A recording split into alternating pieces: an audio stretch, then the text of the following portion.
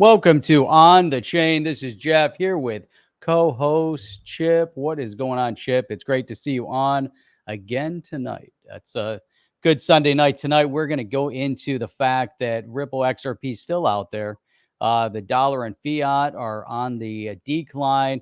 Crypto seems to be a safe haven for people that are running and fleeing the collapsing fiat currency, or at least trying to find a way to stem the tide of the inflation. And it's really, it's impressive, Chip, because every single day there's new things to talk about. I'm looking forward to tonight because there's a lot of positives in all of that. And we're going to get into it. We're going to dig deep and we're going to pull it out. You ready to kick this thing off? Let's do this. Welcome to On the Chain. All right. Welcome back, Chip. Hey, welcome back. Good to be back. Hey, wow, short week this week because of the holiday in the U.S. here, which is best known as Thanksgiving on Thursday. So we will not be streaming Thursday.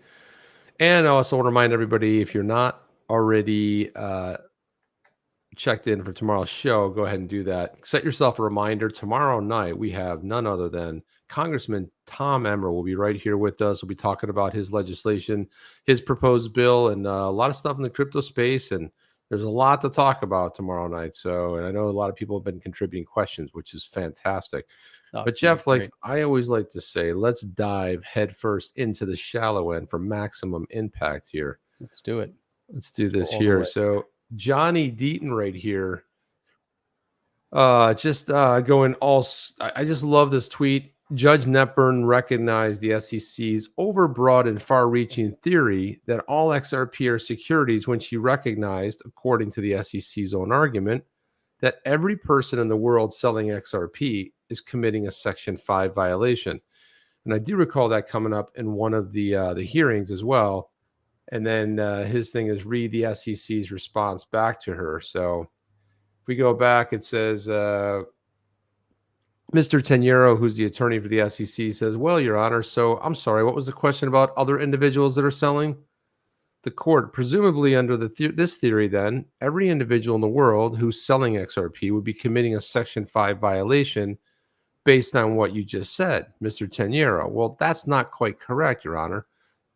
So he says, right? So the statute, the Securities Act of 1933, has sort of a registration provision under Section 5, and then an exemption provision under Section 4. And broadly speaking, the Section 4 exemptions, I'm speaking very generally here, if these are transactions by people in the market, they're exempted by the statute.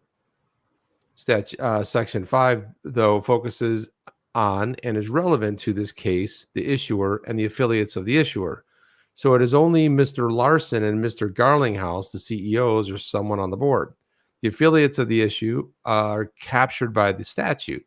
Section 4 specifically exempts these transactions that the court put in the hypothetical of all of these other people buying and selling XRP in the market, which is all of you if you guys bought or hold XRP. He says, I don't think that would be the case, Your Honor. The court then says, and you have specific claims. I apologize for asking a question. Maybe I should know the answer to, but you have claims against these two defendants that they have engaged in these violations? I thought the claims were aiding and abetting of Ripple, but there are also claims that they're individually engaged in violations.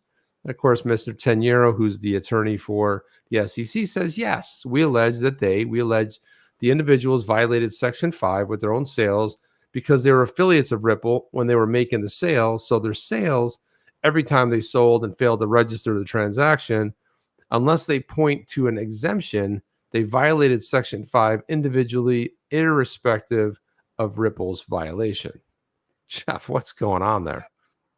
It's getting out of control, isn't it? You know, you look at, so one of the things that I'm looking at here, you know, as they reference this idea of, individually, but then their failure to register, irrespective of what's going on with what Ripple is doing. So, I mean, you could then, extrapolate additional claims, or you can read into what they're trying to say here, that if in fact, and I'm not an attorney, I'm just kind of reading into what we're reading, but if they're going to be able to go after them individually for these sales, then that means they can go after any individual, I would think, based on that, right? Because they said individually, regardless of what Ripple's violation is, they want to come say that they themselves have violated that section, right? And that's kind of how I understand it, unless I'm misreading it. Yeah, that's right. Well, yeah. I mean, because I remember this coming up in the hearing. I remember this bit of it coming up. They going back and forth in a section 4, section 5. But I think Mr. Chinero is really off base here. John Deaton then says the SEC attorney informed the judge that her understanding wasn't correct. It was the statement by the SEC attorney that helped fuel the relist XRP campaign. But read Garlinghouse's attorney's response regarding the same issue. And this is Mr. Solomon. That's kind of a funny statement. Right? That the SEC attorney is referencing is the relist campaign. That that SEC somehow, but the SEC had a statement that basically you have a relist they want to relist XRP because obviously it's been pulled down. How is the SEC making the statement that it was in fact the SEC that was the one that was the Sorry, I went back to the recent one. Let's see. Go back up one. Yeah, there it is right there. So Mr. Solomon, it is, Your Honor. I apologize. The court. Secondly, if I can ask you to respond first to the argument that was made by Mr. Chinero that each sale by your client is a Section 5 violation. And so aside from these issues about the motive, that I think were, at least in my opinion, sort of the thrust of the SEC's response in writing, I would like you to focus in on the Section 5 argument if you could.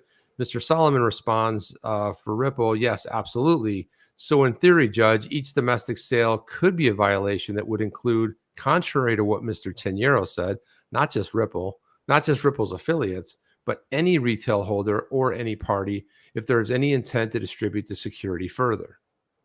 So it's not correct to say that there is no potential liability throughout the XRP ecosystem. They have chosen to focus on Ripple. They have chosen to focus on Mr. Larson and Mr. Garlinghouse very strategically, but there are others at the company who hold an enormous amount of XRP who, for whatever reason, maybe it is smarter of a prosecutorial discretion, have not elected to charge.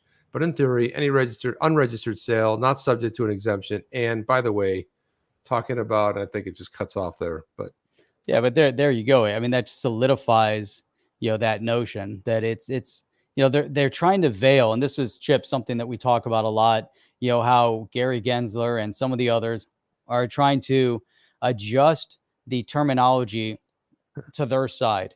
The way he refers to it as a stable value coin to make the stable coins into securities, the way they're twisting this narrative right here, trying to make out the this notion that they're just going after Garlinghouse and Larson, but that they're not going after retail investors.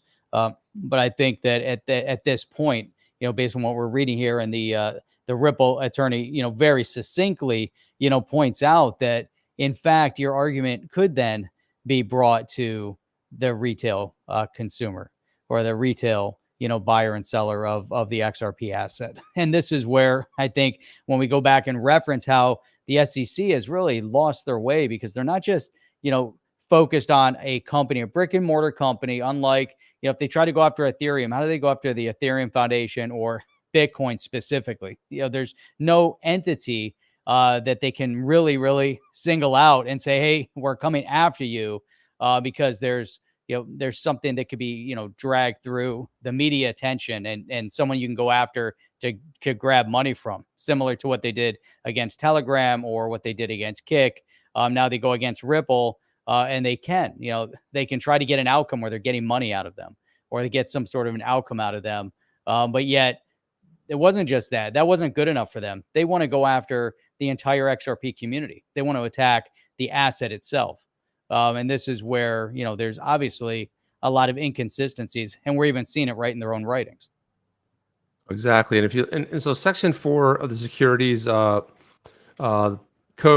Act of 1933, that references any exemption. So if you have an exemption, what they're basically saying here is that sorry, but if you're a retail holder, you didn't get the exemption. And according to Section 5 of the Securities Act of 1933, unless a registration statement is in effect as to a security, it shall be unlawful for any person directly or indirectly to make use of any means of instruments or transportation or communication, interstate commerce. Basically, it becomes a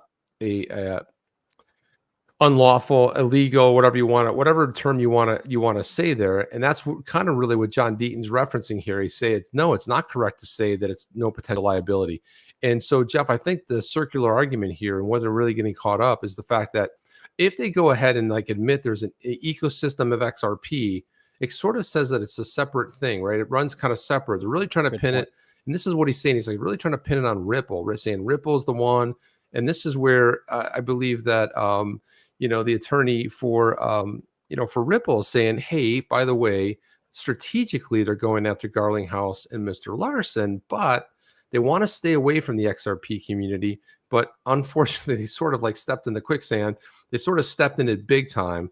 And now they're trying to distance themselves from it, only because, there's a whole separate community out there, separate use cases, separate thing, ecosystem.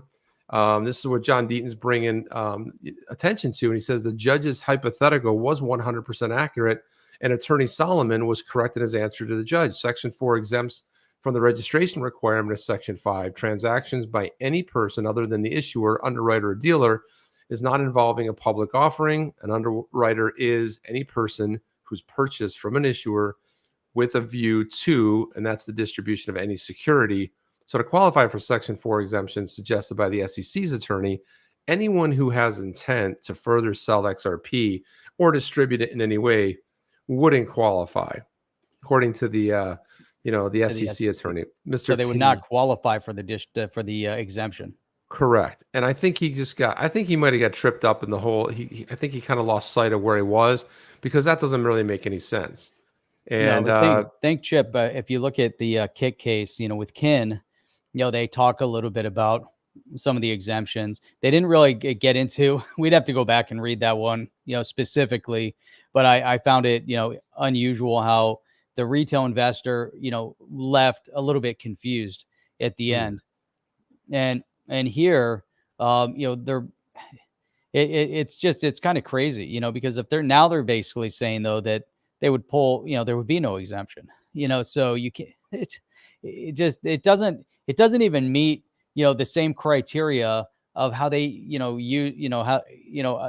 a previous case outcome with the SEC. So there's too much conflict here. It seems to me, that this is more political in nature, meaning, not, one party over the other, but political in nature, that someone's trying to get something out of it. They have some motivation. Someone, whether it's in the SEC or, again, as we've referenced before, there's more to this case than just, hey, you sold an unregistered security. And I think that's really the bigger picture here. As we pull back out, it's almost like we're hyper focused in a movie and they're zoomed into the characters and you hear the interaction talking. But when you zoom back out, you get to see the whole setting that they're sitting in. And that's where, when we pull back out, and we've talked about this, that's where you realize that it's RippleNet, ODL taking on Swift. And we've referenced it so many times. Without seeing that part of the equation, then we have to really understand at the SEC's motivation to continue down the path that they're going down. Is it just an unregistered security, or are they saying, again, there's something more to this, that they're trying to slow them down or stop them, from the competition they're providing to the brick and mortars and into Swift? It's a lot to read in, but there just seems to be a lot more to it. And yeah, exactly. And I also think that tomorrow night we have Tom Emmer on here. I want to ask him about something that Gary Gensler said in the past, where he said that, and this is when Tom Emmer was talking to him, he said that because people bought an unregistered security, they weren't under the protection of the SEC. So why don't you get into that a little bit more? Because, one of the things that Tom Emmer had stated pretty strongly was well, you guys you're out there to protect investors, retail investors. And he was saying, well, no, not if it's a security, it doesn't apply. In other words, the SEC won't look after you, won't protect you as an investor. But again, I think the sort of the hole that they're going down here, the SEC, is they're kind of trapping themselves, because what they're really what's really looking like is that the fair notice is looking better and better every day. Because where was the fair notice and where was the protection of the SEC looking out for the retail investor? Where was the fair notice for and just typical investors? Gary Gensler likes to bring it back to, well, it was an investment contract and we're relying on the success of Ripple. And, I didn't say that by the name, but entrepreneurs and by their efforts to produce a profit. No, whether Ripple goes and signs 150 new contracts tomorrow, how does that affect the price? And what does that mean? And most of the time they're under NDA. So how would anybody know if there was anything? I mean, we only know about a handful. There's over 450 partnerships out there, and we only know maybe 40 or 50 tops. So again, it's held very, very closely, and it's up to the partners if they want to have Ripple to publicly disclose it when they're ready. So none of this stuff is all nonsense, and I think they're getting themselves trapped here inside of this whole thing where they think that they're doing the right thing. Part of it is because there isn't any real strong, there's really nothing to hang their hat on. They're going back to securities, the Securities Act that was written back in the 1933, or the Howey Test in 1947. And, Gensler even says, when he's talking to Tom Emmer, he says, well, if you think that it's not clear, then, it's up to Congress to be able to go ahead and do the right thing. Or you guys can, he kind of got a little dig in there too. When Emmer was talking to him, he said, you can kind of go back there and you can repeal it if you don't like it. But he also said, if you think it's not clear, well, if nobody thinks it's clear. And I think that's part of the problem. And this last part here says any XRP holder who intends to sell XRP would qualify as a Section 5 violation. Just as Judge Netberg suggested, the SEC's theory, if successful, threatens all crypto. But I don't think any judge, this is where I say, Jeff, I don't think that Judge Netberg, and we had that O'Keefe case, Project Veritas, which just came out, where she saw some overreach there and just said, no, squashed it right at the heart. So you do see that the government overreach here that's happening. And again, the problem is that, they're just basically going after people. They don't have any clear legislation, which is part of the issue that they have there.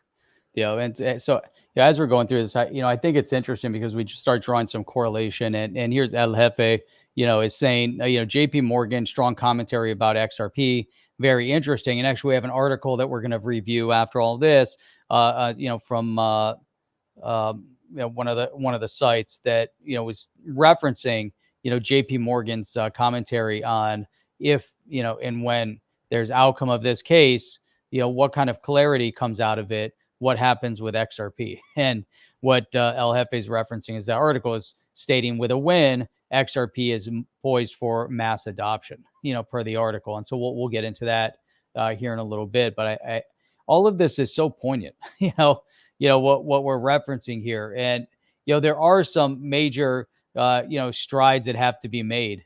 A lot of positive is going to come out of it. And, when we speak with, the congressman tomorrow, there's just so much, because he's standing on the forefront, against a lot of this overreach, Chip, and we're just seeing, you can go through and look at everything that's being, done right now through the administration. You can say there's overreach across the board. There's overreach against states' rights, overreach against individual rights, but very, very hyper-focused on cryptocurrency. There's 100% overreach in the crypto space.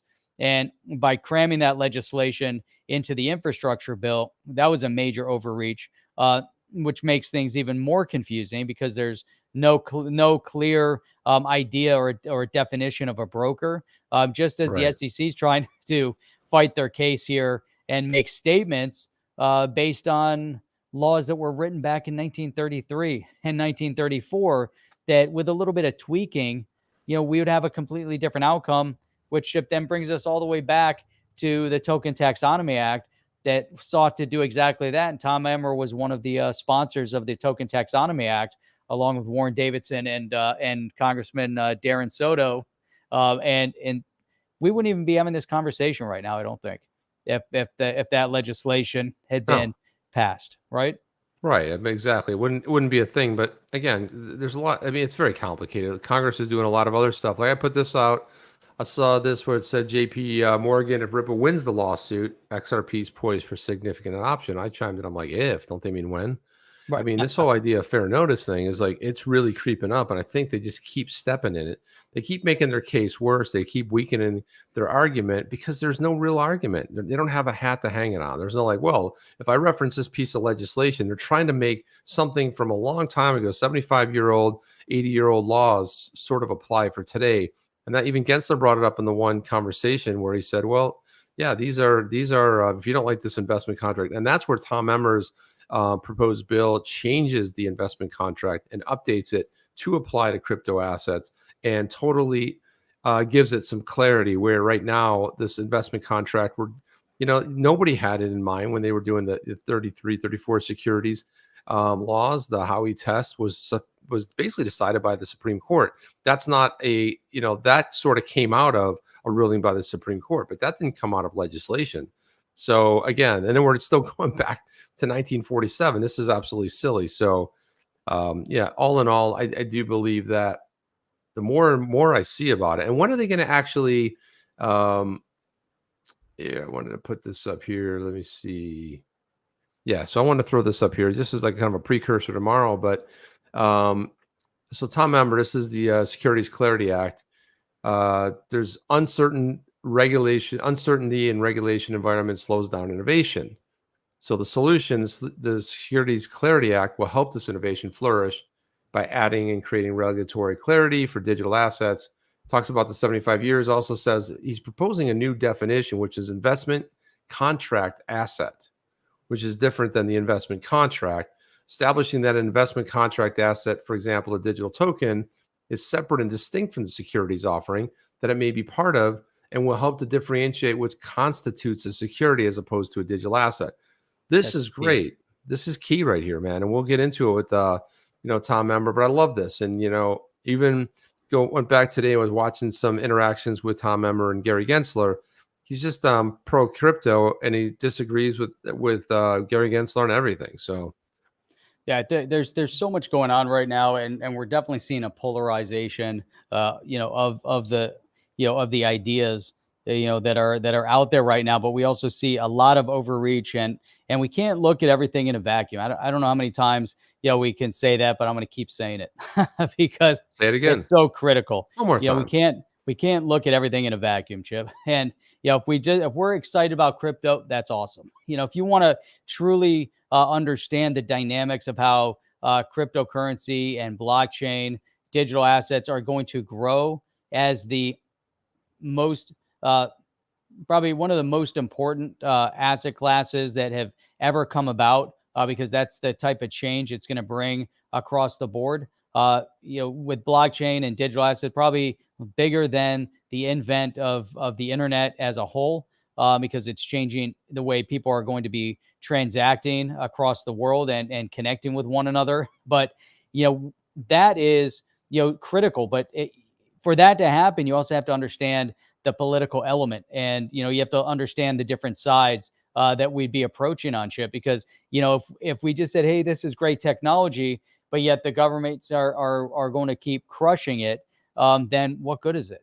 What good is our understanding? We have to be actively involved from all sides, and we have to understand that as we're growing, building, investing in the space, we have to understand how to navigate what the governments are doing. And to boot, this is probably this is the element above all, is that if we see that certain political elements are going contrary to the positive outcome for economic innovation and growth and outcome and everything else, then you vote them out.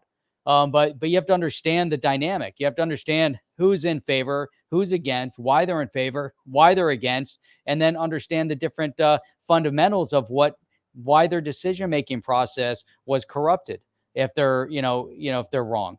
And we're seeing a lot of that, Chip. And I'm happy that we're able to bring that message here, because 2022 is not that far away for the U.S. and the same thing in other countries. There's definitely ways to move the needle all around the world. maybe not with the, what's going on with the digital yuan, but in other parts of the world. Yeah, exactly. I think we should pull that one story up here. Let's hit this one first. This whole idea of XRP. Oh, sorry, I hit the wrong button Where'd you there. go? You I hit the wrong button. Yeah, I hit the wrong button. So XRP prices suppressed due to the SEC lawsuit. It's the strong fundamentals that are driving the interest, right? Yep, 100%. And this goes over to some of the things that we've talked about. That it's not specifically that the lawsuit has focused on Ripple or Garlinghouse or Larson. It's the fact that the SEC has overstepped everything that we just talked about up to this point. It's them overstepping with a focus on XRP being a security. And some of the statements we just talked about, that if you're selling it, you're in violation of Section 5 of the Securities Act of 1933 or whatever that was that they're referencing. We can't have that. It's just, so that's what's stifling the movement in that asset, because all the other assets have moved up exponentially. I find it interesting that XLM is somehow tied to the movement of XRP, and we've referenced and talked about that also. So I think that's key. Are you looking for this, Jeff? I'm looking for Chip and Dale, because look at this. Somebody wanted to know, where was it? Somebody asked where Dale was, and people are probably not going to get the reference here. This was Abdul. Yeah, Abdul said, "Hey, where's Dale?" And I'm like, "Well, right over here, man. You can see." There's Dale. Which one is Chip and which one is Dale? I don't even know. One of them's like, so it's a Disney character, Chip and Dale right there. So I mean, I don't know. They came back in all flavors. I'm probably the one with the cool hat on. I don't know. That's what I'm just guessing. Maybe the one on the left. I don't know who's who. How do you know? What was that hat called? The one that he's wearing, the red one, was that called a Kanga or something? What was it called? Kanga, yeah. That was the Kanga, the one the rappers in the 80s. Kanga. Kanga was the brand, I don't know. Yep. Yeah, I have no idea, but there's a lot of that's probably a Chip right there diving into a pile of leaves. I don't know. But Chip and Dale, who knows who's who? Nice. They used to wear like a Chip and Dale on their shirts, but anyway, nice. Anyway, he wanted to know. So I was like, yeah, he's got to know who it is. Yeah. So here, Chip, this is where all of this kind of gets tied. So this was Finance Feed. And that's what we were referencing before. But JP Morgan, if Ripple wins the SEC lawsuit, XRP is poised for a significant adoption.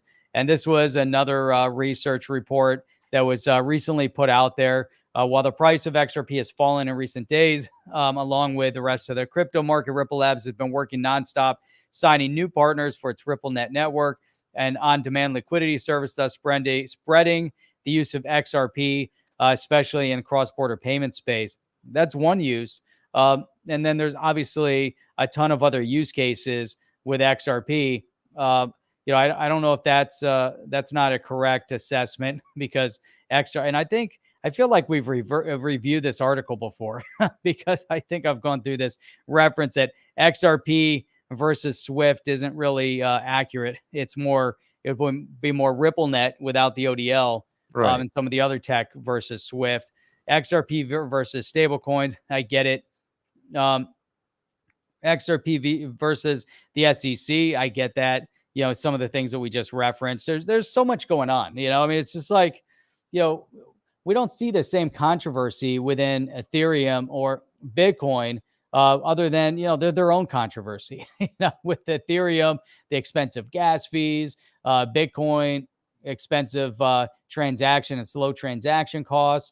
But then you have new tech like Matic, with Polygon and some of the other things that are happening with Solana that are going to build in and around or on, Ethereum to help streamline the process over there. So I find that's how it's done, but we don't see the same, antagonistic behavior from the SEC against Ethereum or Bitcoin yet. Not yet, but also I have some stuff on that. We have some other stuff coming up on that too, as far as that's concerned. But you know what? We always talk about our viewers being the smartest around, and this is just proof of it right here. So there's Ausium8 says, I smash the like button as soon as I enter, and that's what I'm saying, right? Why wait? Half the time I'm watching other live streams, and someone will be saying like, hey, smash the like button. And I'm like, damn, I never do it because I'm too busy watching it and talking to other people. But it is one of those things where it's like, yeah, you come in, you click it, you're done. Especially when I watch videos.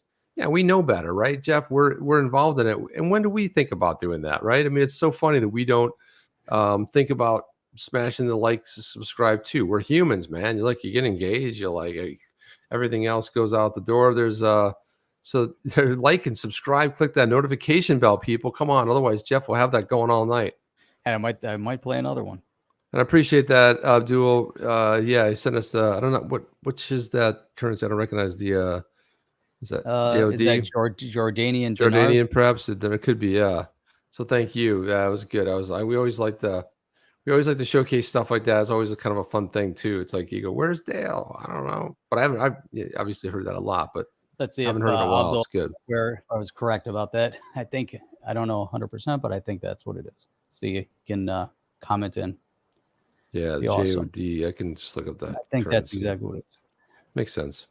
Yep.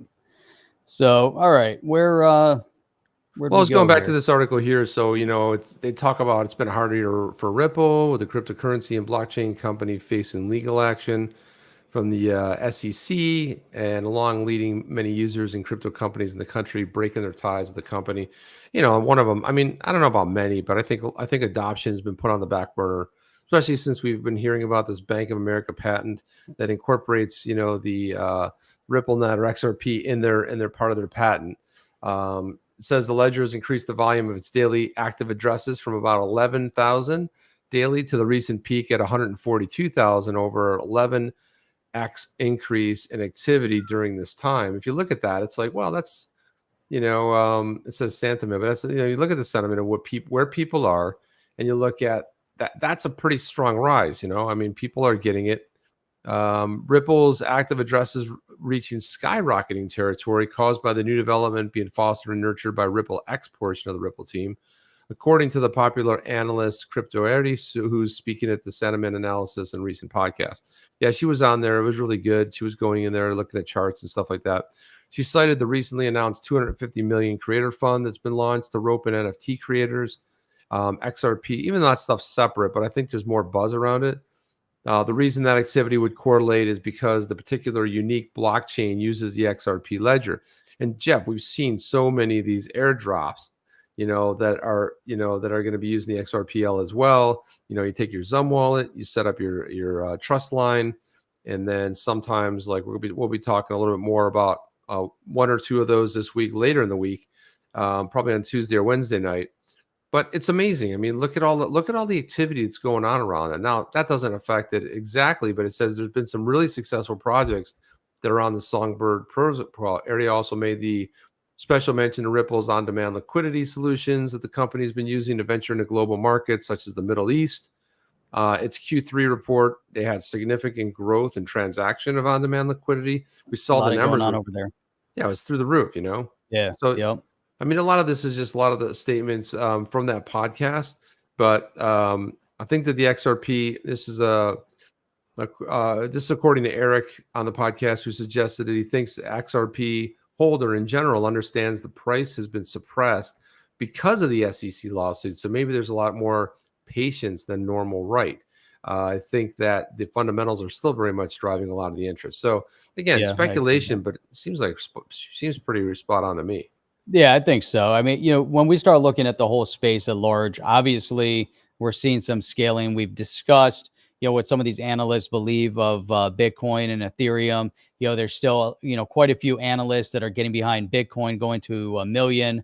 There's quite a few at the same time also backing Ethereum to 100,000. I talked a little bit about this on Saturday, but the thing is that there's a natural progression, right? So I was talking about how Time Magazine has some holdings of their balance sheet in Bitcoin. Now they have a partnership and they're doing some holdings of the balance sheet into Ethereum. Now, if you look, corporations, individuals, there's always that natural progression. They start going down the list and they say, okay, what else is there? What else can I put into?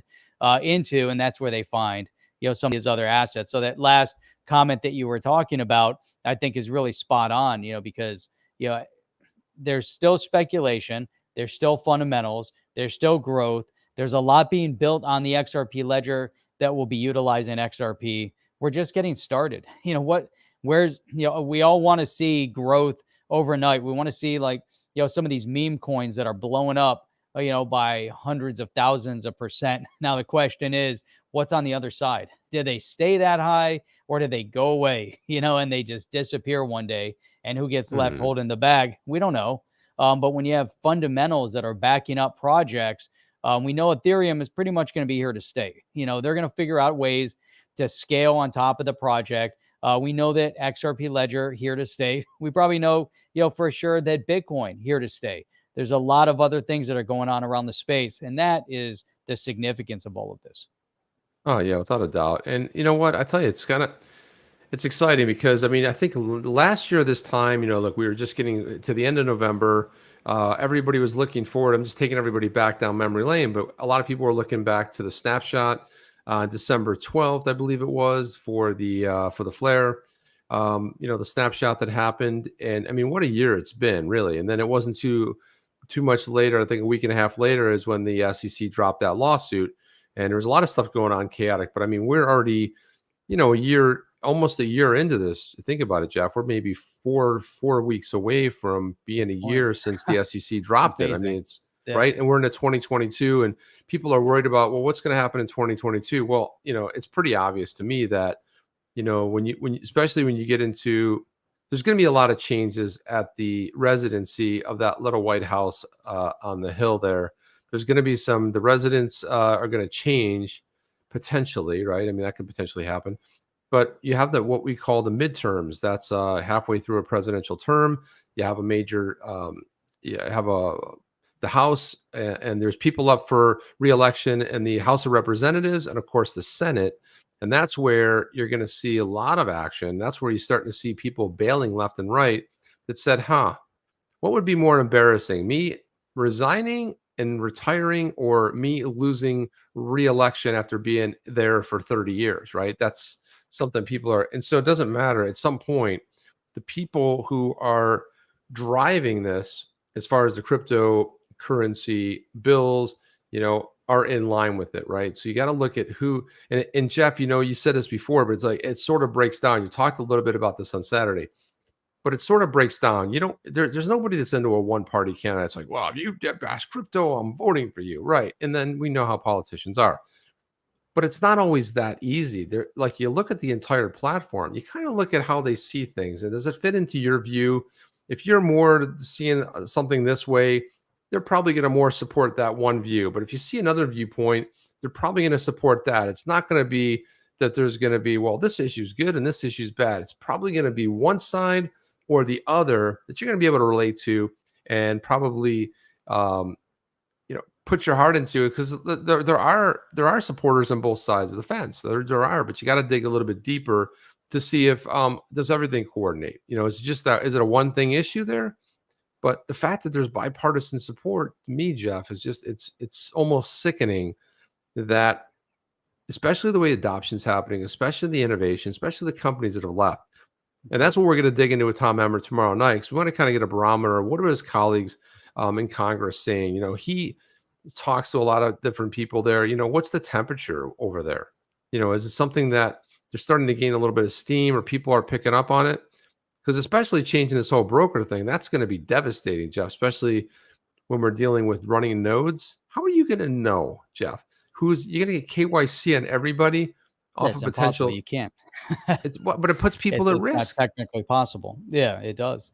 But it still puts them at risk. They say, like, well, you didn't know. It doesn't matter if you didn't know. Sorry, but you're a broker now. No, running a node, one of the, it's going to get to be very, that's why they're trying to nail down the definition, which they kind of had to do. But again. Yeah, and they really should have done it before. But this goes back to the politicians. They're not really in it, to care about the outcome. That's why they throw out these.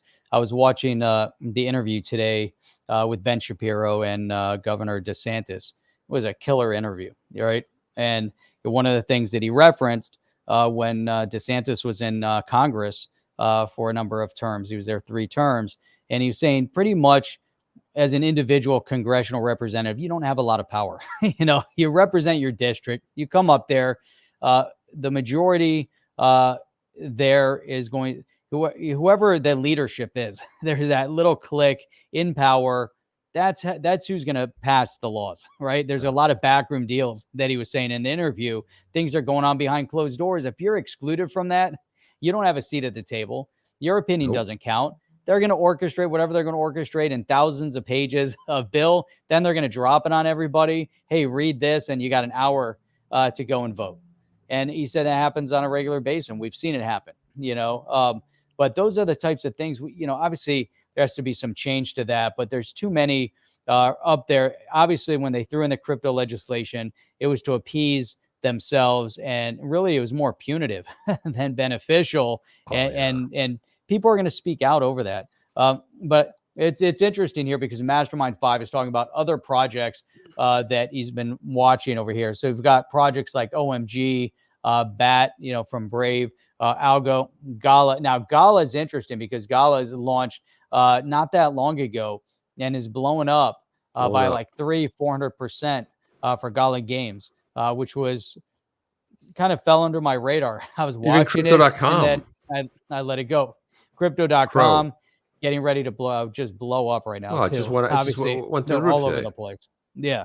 So amazing. Any of these platforms, those are like, to me, you got to figure out, we just figure out how to, take advantage of that, whether it's, we've seen what happened with Binance. I'm still shocked to today, what the value of Binance is. I look at Bitru's BTR, doesn't really do much. Crypto.com, blowing up.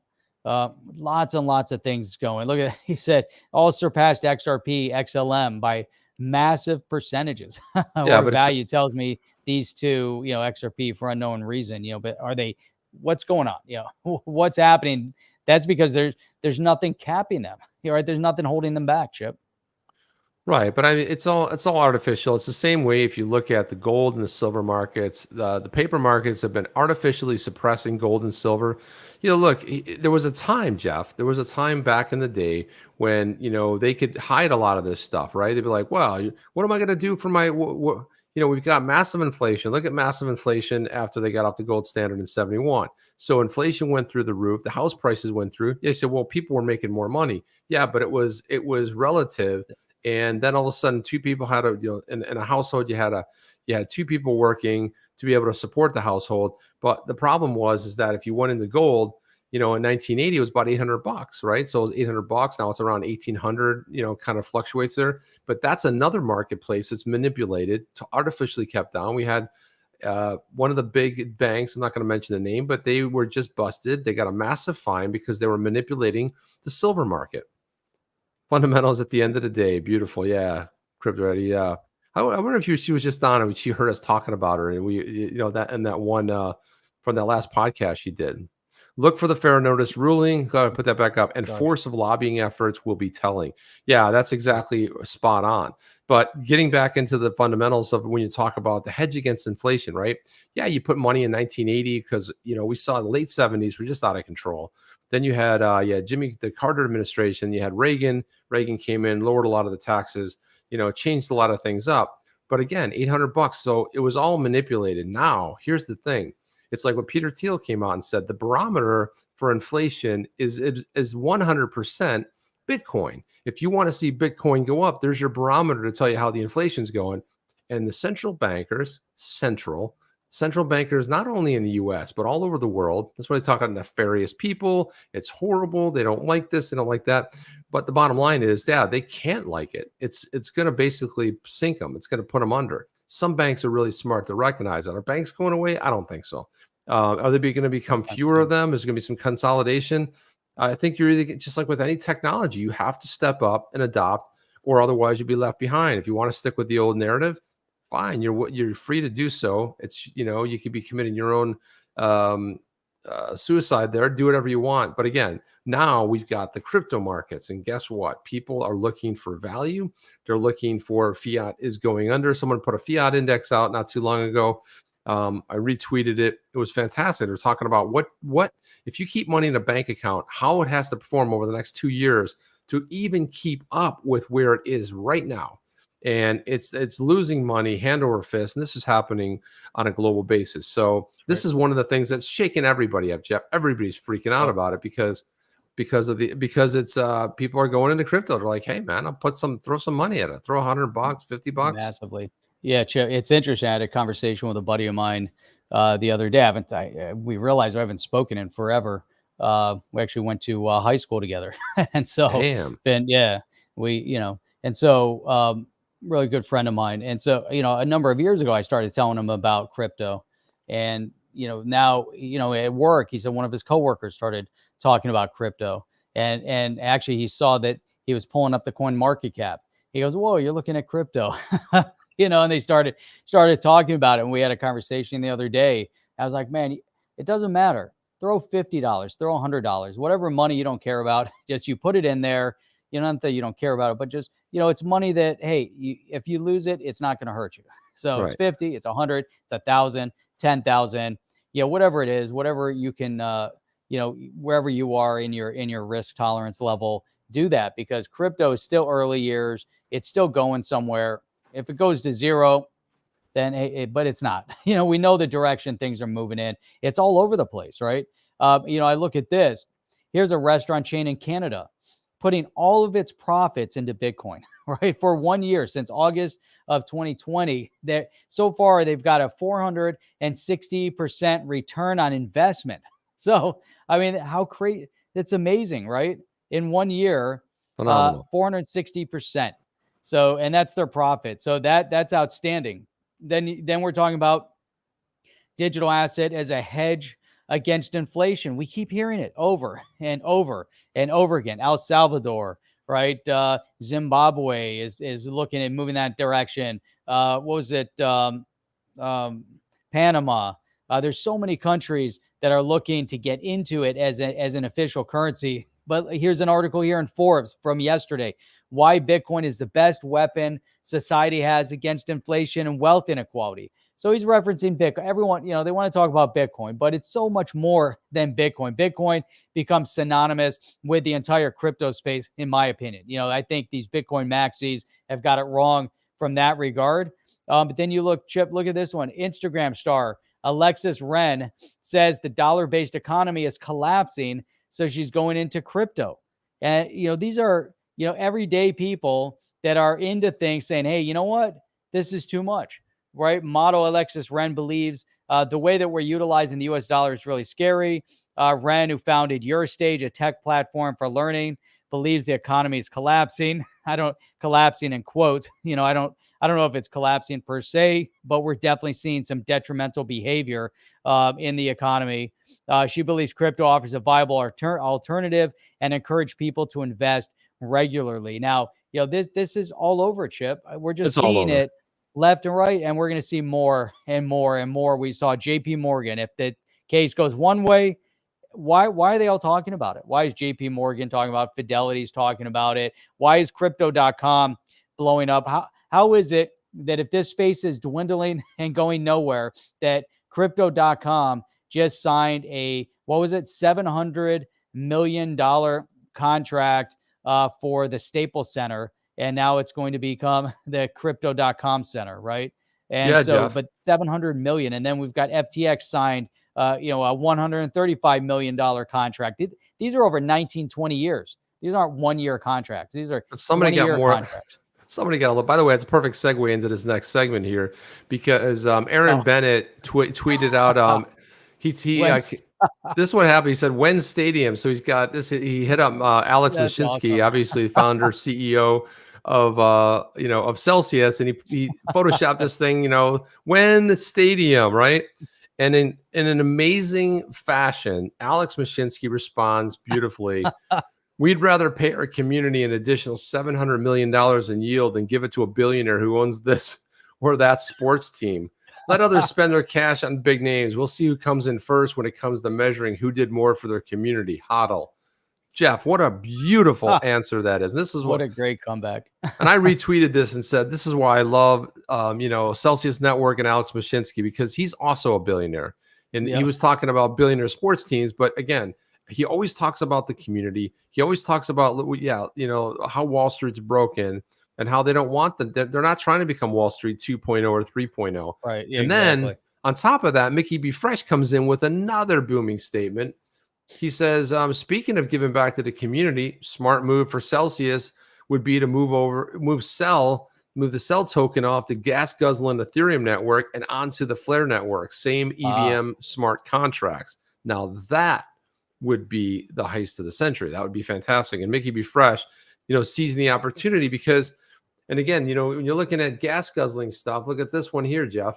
So Richard Chen tweeted this out. He said, in case you're curious, the Constitution DAO members have collectively spent 200 ETH, roughly about $860,000 in gas fees, almost just shy of $1 million in gas fees, Jeff. And this is according to Dune Analysis.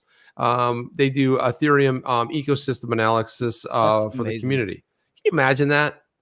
So they're going to have to use a layer 2 solution because here's the other problem they're faced with right now. They're going to be able, because they didn't win the bid. Now, and so I got some more clarification on this. I went some digging around.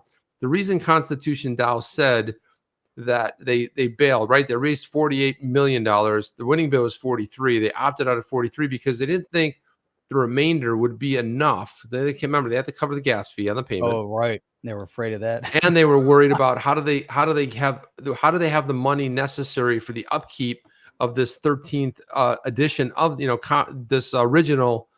That's one of the only ones that was in that wasn't public. And the funny part about it, the guy that bought it, Ken Griffith, Kenny G, as Charlie Gasparino likes to call him, he goes, Kenny G. Apparently he's on a first name basis with him. I'll call him Ken Griffith, but he won it. He's going to put it in some Arkansas museum that no one ever visits, like 6 people a year visit. So you think about that. It's like, okay, you got to pay the gas fee on that. Now they've got, I think they have over 20,000 contributors. Don't quote me on that, but 17,000, 20,000. Jeff, how do they give it all back? Pay all the gas fees and return all the money? Yeah, they can't. Their first mistake. Their first mistake. And again, you're talking about DAOs running on Ethereum, big mistake. So when you see flares in full action, you're going to watch, it's not only just flares, other ecosystems too, like Solana. And there's going to be other ones that people will go to, or Matic, which is, a layer 2 solution. But I mean, it's just absolutely broken. So this is a scenario where, we talk about it all the time. It's like someone said, yeah, I bought some McDonald's the other day. It was a meal was $5, but it was $95 in gas fees. It's like, it's a real problem. Yeah, it is. It's a major problem, but going back to the Celsius thing, and they're growing, they're in the space, but I tend to agree some of the things that Andrew was saying. Andrew Smith said it's called marketing. That's why they're spending 700 million or 135 million. It's whatever you negotiate for. I guess the Staples Center was worth a heck of a lot more. But marketing right now, I think, is beneficial. So Jimmy Litton is saying any advertising will be good for all of crypto. I think the more it gets out there in the mainstream, and that's something that Mashinsky had said to us as well. He had mentioned that they have a very limited to almost non-existent overall outgoing marketing budget, that they have grown very organically, and they have a large subscription base, those that are using the platform, and they have a great platform. And they probably also, if you market, you're going to start attracting more customers at a much more rapid pace. They might not want to have that, massive influx yet. Maybe they're still going through scale. And as they scale, they could get ready for the next major. So maybe they won't roll it out 100%, but maybe right now is not the time, because if people are coming to crypto.com, people are coming to FTX, they start looking around, they're going to find Celsius. It's inevitable.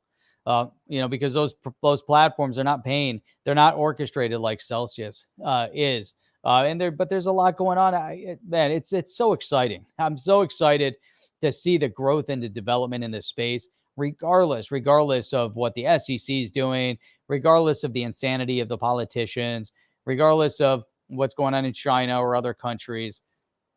Man, it's just like freedom is taking root all over the world, and it's amazing.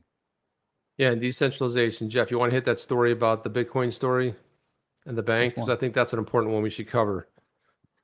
Which one is it? It's the 69-year-old Israeli lady. Oh, that one is interesting. Yeah, so I want to do more research on this one. I don't have the full details on this one, but I was reading and I I said, this one, it just seems, so Seems odd, right? outrageous, right? Yeah, seems Very outrageous because from different aspects of it. First, she's 69. Obviously, I think her son a number of years ago got her into it, but she took $3,000 in Bitcoin, turns it into 320,000. But now the bank is refusing to take the deposit, meaning where's her money sitting? Because if she sold the Bitcoin, it must be sitting on an exchange. If it's sitting on an exchange, then maybe why'd she take it? There's different questions here, yeah. but anyhow, it says here, citing she had used cash to become a hodler. Here's the Israeli pensioner. I don't know why they would bring the person's name up into it now, singling this person out, but put 10,000 shekels into it. That's the ILS over here in Bitcoin, which was roughly worth about 3,000 at that time, and turned it into $1 million, which is worth about 324,000 in about 8 years. That's nice. Here's the bank, which is Bank of Polim, one of the largest in the country, denied accepting the profits as the initial. This is what's crazy about it. And I know that they have some problems in different countries, different banks. We saw it even in the US, that there's some pushback. But check this out. They said that the profit of the initial investment, hang on, had some potential. Oh, there we go. I had to zoom back out and get this out. There we go.